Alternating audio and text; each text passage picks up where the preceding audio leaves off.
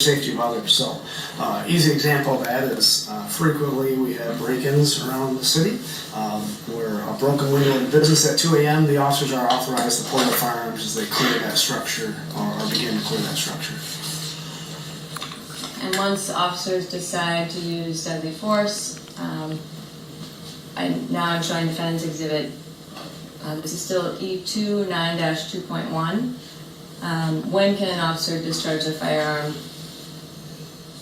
So it starts with a reasonable threat of death or serious bodily injury to yourself, another citizen, or another officer, and then to present the escape of a inherently violent or felony crime, and the probable cause to believe that that subject poses a reasonable threat to others or officers.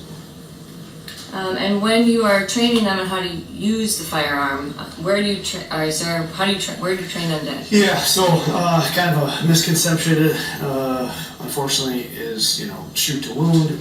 We train to stop the threat, and we teach to shoot center mass because that's the largest target area that people have. So upper chest, upper back, those areas. We don't train to shoot limbs or shoot the gun out of somebody's hand because the likelihood of success is not very high.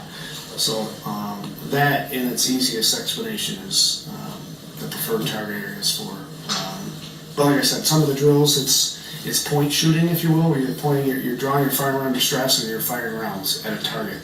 So you're not actively aiming your firearm, if that makes sense. You're not looking through your sights, developing a sight picture, taking your time. It's under duress, under stress, and you're just trying to get a response out right away. And I think you mentioned close quarter battle. Yeah, so it's a term, monikers and acronyms, but all that means is that threat is probably within arm's reach of me. So my arms are almost 3 feet long, probably. So that arm distance away from me, it's a very close-up threat. I don't have time, to create distance or put something between us. I've got to immediately defend myself or another. So we've gone through this for years now of draw your firearm, and obviously I can't extend it because I'm going to be presenting that to them. So I'm going to keep that firearm close to me and point shoot.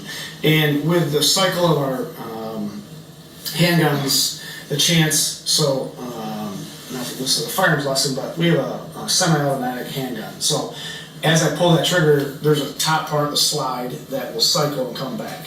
If I'm too close to my clothing, and we're in Michigan, so we're in heavy clothing 8 months of the year, I feel like, I've got to keep that slide away from me. So we teach to put the bottom of that firearm, the magazine that the rounds or the bullets are in, against our rib cage and shoot from here. So it gives me a little standoff distance and also prevents a malfunction of my firearm, if that makes sense.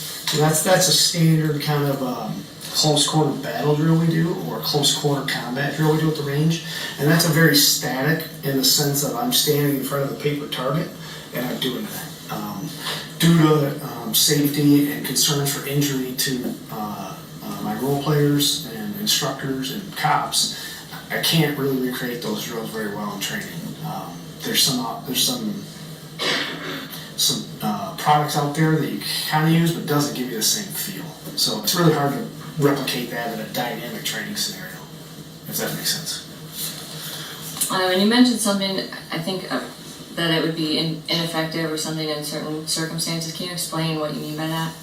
I'm sorry, one more time. Did you say something about it being ineffective using it in a certain manner when you're doing that? Just more of a concern of creating a malfunction myself. So if I bring that firearm in front of myself, the slide could impact me or hit my vest and not cycle properly. So as you pull your trigger, a bullet goes, that round ejects out and a new round feeds in. So if it doesn't cycle properly, you've got a one shot and that's it. So that's why we really focus on bringing that firearm up, kind of that rib cage area up here, to prevent any kind of malfunction.